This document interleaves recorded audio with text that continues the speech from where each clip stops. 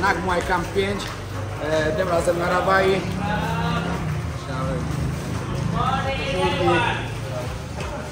Firmy, które nas wspierają. I zaczynamy 2 tygodnie treningu. No. Nagle dochodzą. O jocie, ale chłop, o Jezu.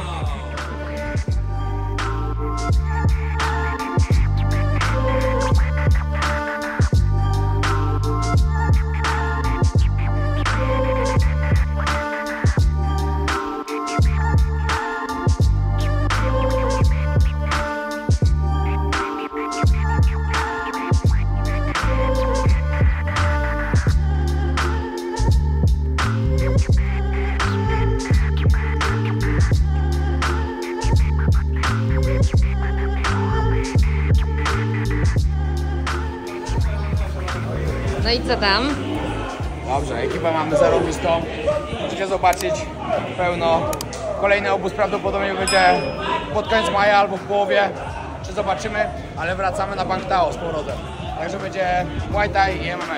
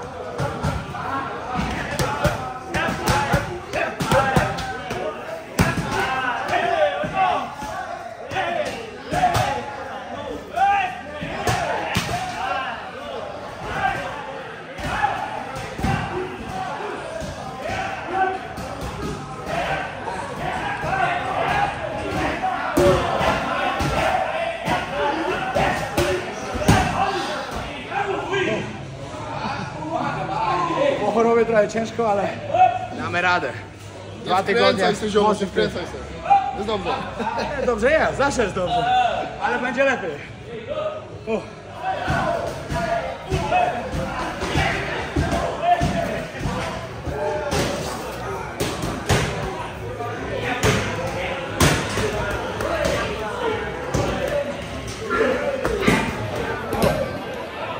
Tarcza za mną. Teraz 3 rundy na workach, później 3 rundy sparingów, ale ja akurat sparingu nie mogę, muszę dolecieć trochę nos, bo 3 tygodnie temu był złamany, także muszę jeszcze odpuścić chwilę. No, ale super. Naprawdę konkretna ekipa, będą konkretne treningi. Codziennie 8, 16 trenujemy. Jak jakiś Polak jest teraz na Phuket, dajcie znać. Można zawsze przyjść, popatrzeć jak to wygląda, na jakiś trening wpaść, jeden. Znaczy trzeba normalnie zapłacić tutaj, ale zapraszamy. Im większa grupa, tym lepsza.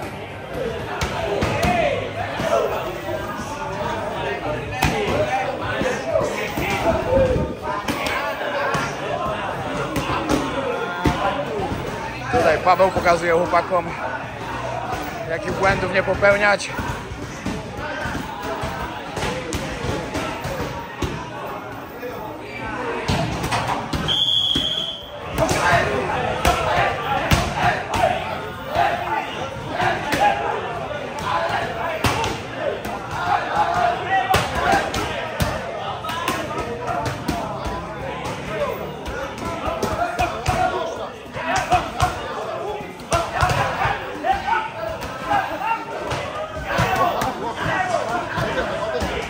Dawaj, dawaj, dawaj! To jest Tajlandia!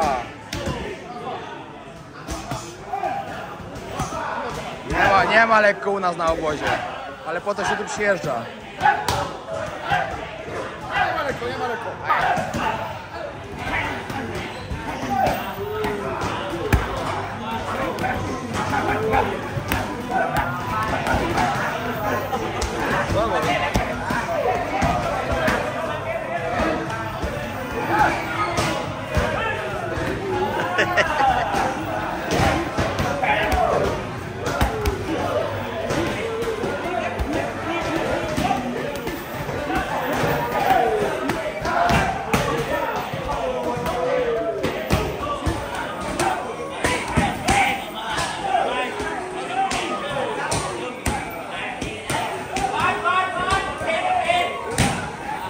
Pierwszy trening praktycznie za nami. Ale zatarty. Przystojnie jak zawsze. A to tak. Wiadomo. Ekipa dobra, dają radę. Mega, mega, nie naprawdę. Następny obóz zrobimy w Bangtao, to mnie chyba Piotrek wspominał. Teraz jest na Rawai i jest też petarda.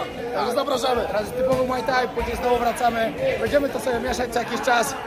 Ale jak ktoś z was coś planuje pod koniec maja, zapraszamy do nas. Dokładnie. Robimy wycieczkę, nie wiem, za parę dni płyniemy na Coral Island, płyniemy na Pipi. Także będzie się działo, nie tylko treningowo. Dlatego Patong, pamiętajcie, że obóz treningowy u nas to nie tylko treningi.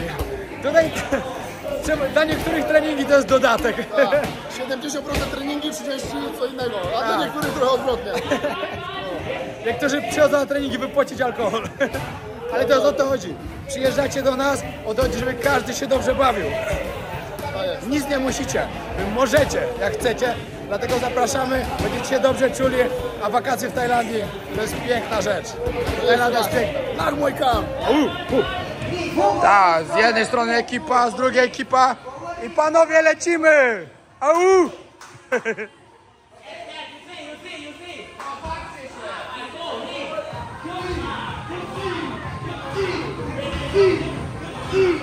Lecimy z kolankami.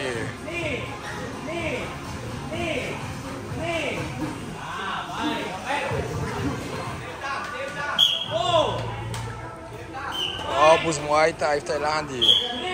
Na sam koniec jeszcze dobitka.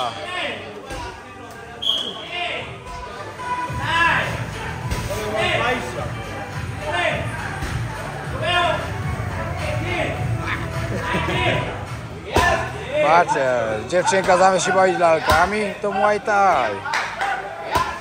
Pewnie już walczy zawodowo. I pomaga swojej rodzinie. Tak to wygląda. Dzieci tu często walczą na tych stadionach. Dostają na przykład po 1000 batów tajskich, ale pomagają swojej rodzinie. Rozciąganko na koniec i tyle. Paweł, jak pierwszy trening? Fajnie bardzo. Paweł, może nie przeklinać. Staram się nie przeklinać.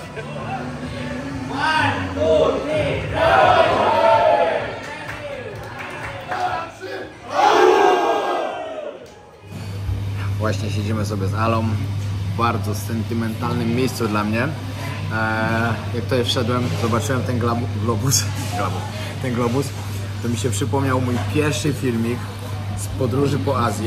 Jak zaczynałem praktycznie z kanałem, to była moja pierwsza długa podróż. Siedziałem w tym miejscu dokładnie, z tym globusem i pokazywałem na początku pierwszego odcinka, jak moja trasa się potoczy. Że będzie Malezja, później Filipiny, Japonia, Korea, kawałek po kawałku. Tyle się zmieniło od tego czasu, tyle świata się zobaczyło, ale ta podróż była przełomowa, szczególnie dla mojego kanału, bo po tym było tylko lepiej.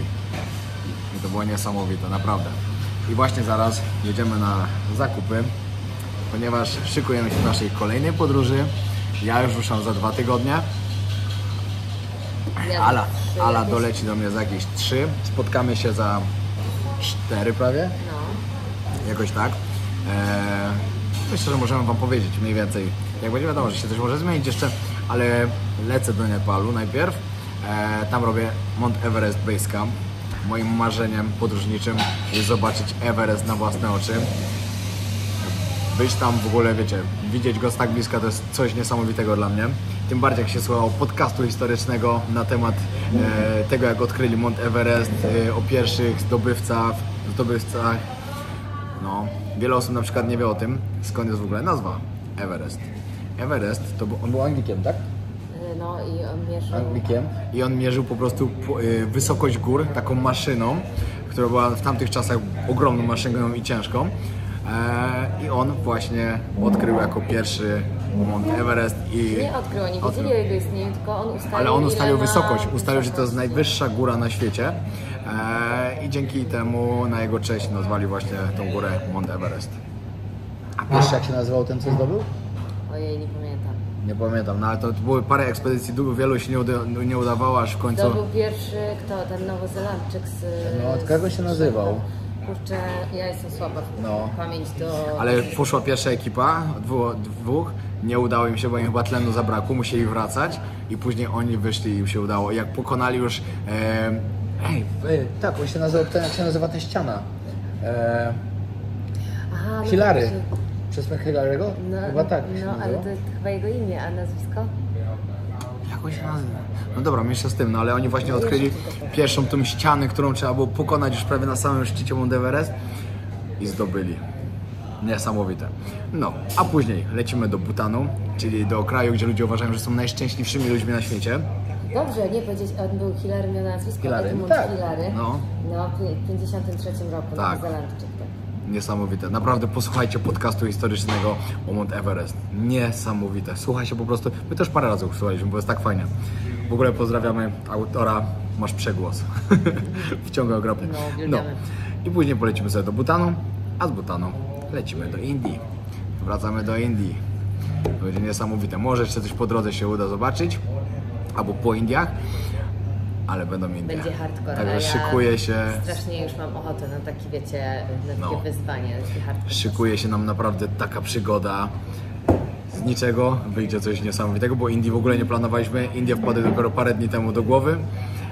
Zupełnie przypadkiem, bo miało być tak, że do Butanu trzeba wjechać przez Indię, to stwierdziliśmy, a dobra, to przejedziemy przez Indię 2 tygodnie i dopiero wjedziemy do Butanu. Później się okazało, że jednak polecimy tam samolotem, ale Indie zostają, do Indii wracamy i będziemy zwiedzać.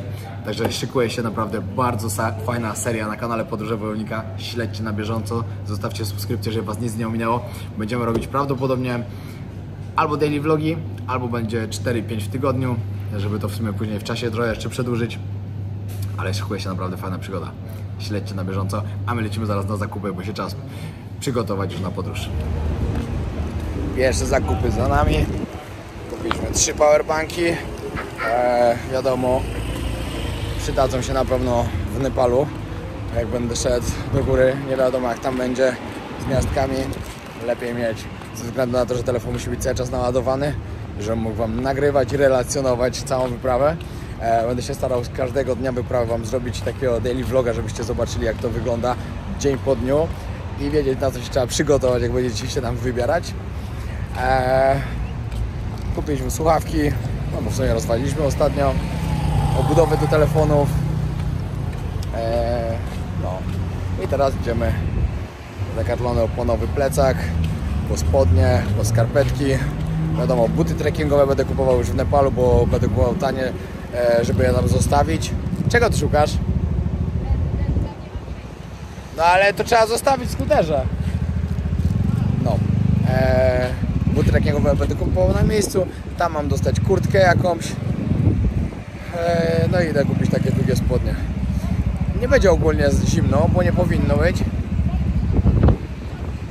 Nie powinno być mega zimno, chociaż powiedzieli, że na górze przy basecampie już będzie w nocy -5 około. Ale poza tym powinno być ok. Zimne miesiące w Nepalu to jest styczeń, luty. Pamiętam, bo byłem ostatni raz w styczniu. To w nocy było tak zimno, że spałem w spodniach, w bluzie, pod kołdrą. I dalej było zimno, bo nie mieli ogrzewania w hotelu. Wybieranie plecaka. Ja swój mam cały czas dobry, ale Ala sobie musi kupić. Z racji tego, że lecę do Nepalu i do Indii, to muszę sobie kupić spodnie, które będzie można sobie z długich zrobić krótkie. Wiecie jaka to jest ekscytacja? Że już w głowie jest tryb podróżnik i że już zaraz wyjeżdżam? To są najlepsze po prostu endorfinki, jakie mogą być. Szczęście w pełni. Jeszcze dzisiaj dowiedziałem się tutaj świetną rzecz. Naprawdę wszystko się układa po mojej myśli. I oby tak było jak najdłużej. Buty do trekkingu kupię na miejscu jakieś tanie. Bo i tak je będę musiał zostawić, bo nie mam miejsca, żeby je później wziąć ze sobą dalej. Wiecie, tam na miejscu i tak muszę plecak mieć jak najmniejszy, znaczy jak najmniejszy by ważył. ale w tym macie wykupionego po prostu człowieka, który idzie z wami, szerpa, który niesie bagaże wszystkie i tak dalej. Nie wiem jeszcze, czy pójdę w grupie, czy pójdę indywidualnie, to jeszcze mam zdecydować, ale zobaczymy. Chyba prawdopodobnie będę wolał iść w grupie, bo zawsze się tylko odezwać, wiecie, będę 10 dni szedł. Nie wiem, czy szerpowie mówią po angielsku, także mógł sobie z nim pogadać w razie czego. A 10 dni w ciszy, nie dla mnie, wolę z kimś pogadać.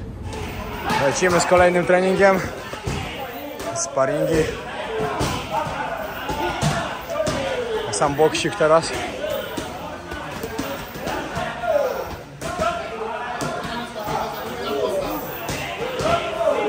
Tutaj tarcze.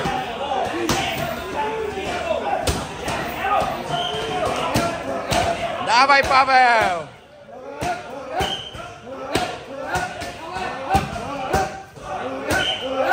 Maszyna!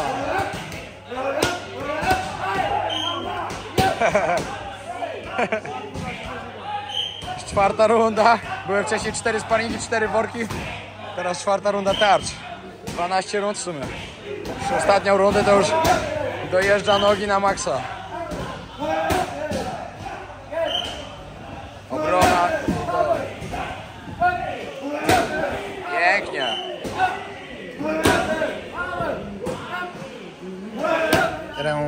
Przyjechaliśmy z Alą na zachód słońca. Na jedną z takich fajnych małych plaż. Janui Beach się nazywa. To jest koło Nineharn, dokładnie.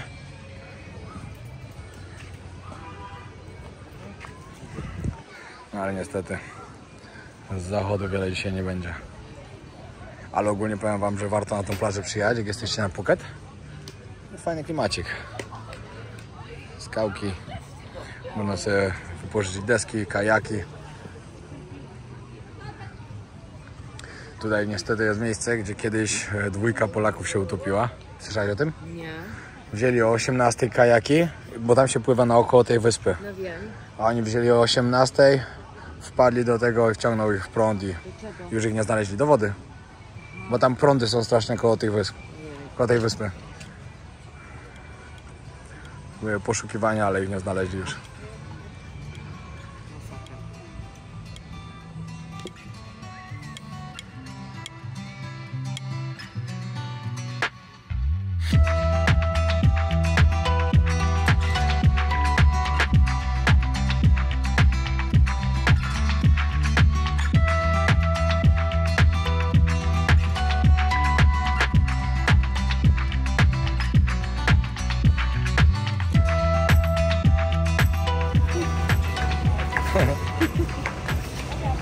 Przyjechaliśmy na street foodzik.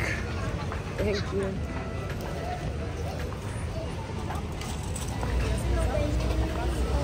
Najlepsze co jest w Tajlandii. Street food.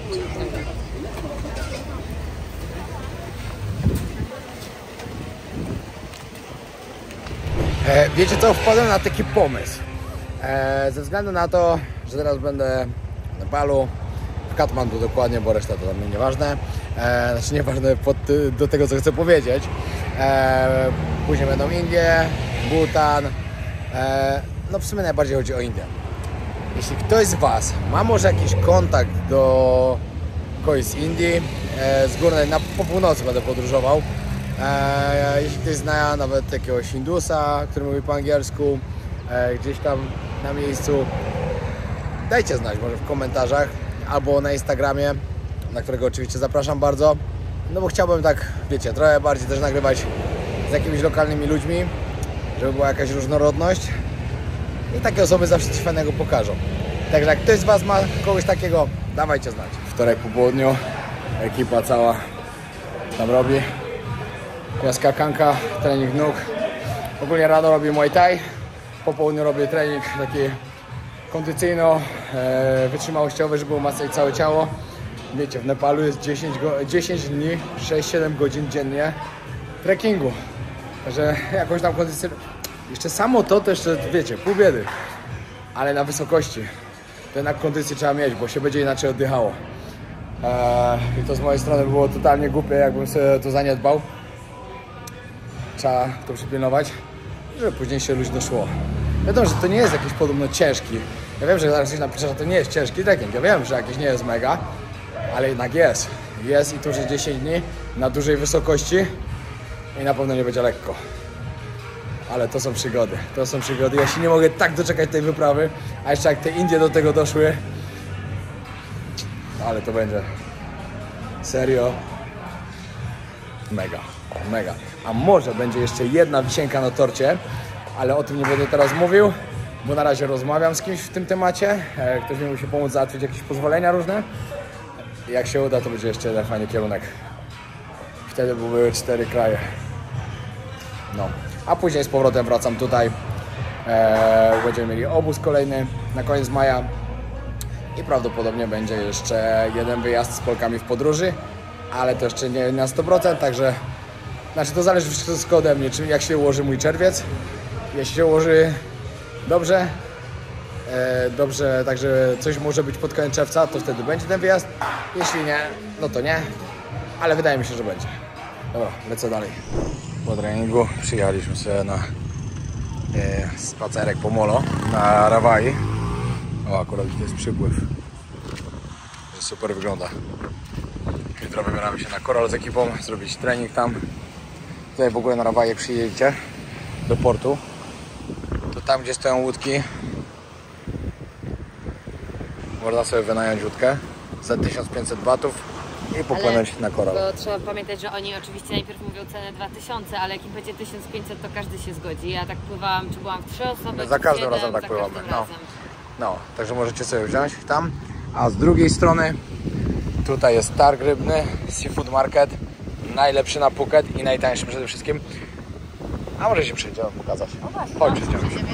Ja ogólnie uwielbiam tu jeździć. Ej, widziałaś to, co ta pani miała na buzi? Nie, a co? Z takiej firanki zrobioną taką jakby maseczkę. Z firanki powtarzam. Ale dobrze, że ci nic nie zmarnuje. Tak. Wybiłam je z rytmu. Nie pamiętam, co miałem powiedzieć.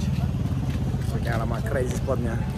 Zarąbiste. A jeśli ktoś chce wiedzieć, gdzie kupuje takie różne rzeczy, to mamy w naszym e-booku. Dokładnie tak. Dobra, pokażę wam, jak ten market wygląda, bo to jest miejsce, które naprawdę warto odwiedzić. Z jednej strony się kupuje, a z drugiej przyrządzają. Pyszny zapaszek. Ale wielki homor.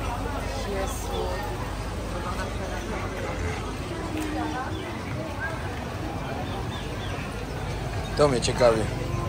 Nigdy tego nie próbowałem. Ciekawe jak smakuje. Jak ktoś z was kiedyś próbował, dajcie znać.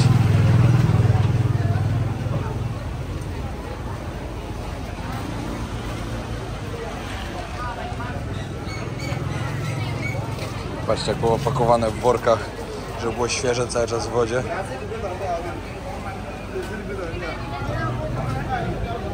Sorry. Kiedyś tu naprawdę można było takie dobre ceny wyrwać za wszystko. I braliście sobie na przykład tutaj pół kilo krewetek, jakąś rybę, jakieś coś. I później zanosiliście do restauracji i przyrządzali wtedy. Kilogram za chyba 100 batów czy za 150 za przyrządzenie kosztowało. Ciekawe, o teraz są tam ceny. No jest dalej, kilogram za 100 batów. No to są dalej te same ceny za przyrządzenie. No ciekawe jak ceny jedzenia. Hello, Zabrika. Teraz się dowiemy. 1.5, wow. Ah, 700. Okay. Yeah, 1 kilo. Okay, that's better price. About 20 pieces. Okay. This one? And this? 500? 350? Yeah. Kilo, Okay. 1 kilo. About 25 pieces or 30 pieces. Yeah. Perfekt. Okej, okay.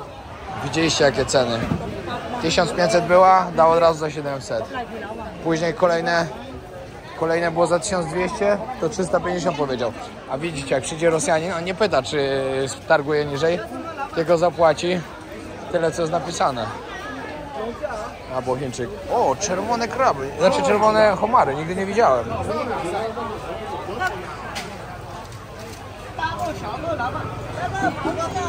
Nieźle.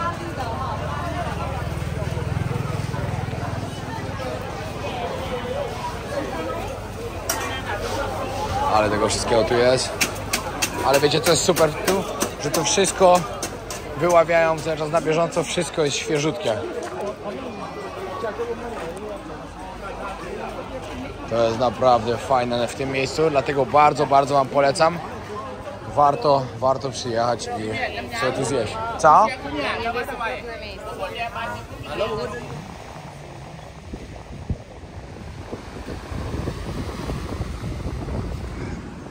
Tutaj jak się przyjedzie, gdzie są restauracje wzdłuż Rawai, gdzie normalnie jest taka piękna woda. Teraz już jest po zachodzie, to wiadomo, ale normalnie jest super, a wieczorami fajnie, bo dużo osób tu przychodzi. A to jest moja Ala, jakbyście nie poznali. Wiecie, jak Ala była podekscytowana, jak się dowiedziała, że lecimy do Indii? Było super.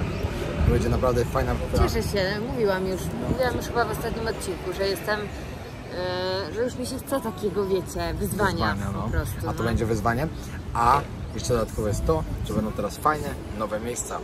Także jeśli ktoś myśli, że ja byłem już w Indiach i coś zobaczył, to pamiętajcie, że tam byłem parę lat temu i od tego czasu się wiele zmieniło. I mamy dużo fajnych pomysłów na odcinki. I w ogóle ten Nepal był dla nas świetny. Włączamy tryb kreatywność i praca i będzie działanie. Dokładnie tak. Dobra, trzymajcie się, pozdrawiamy. Do następnego. Zostawcie subskrypcję.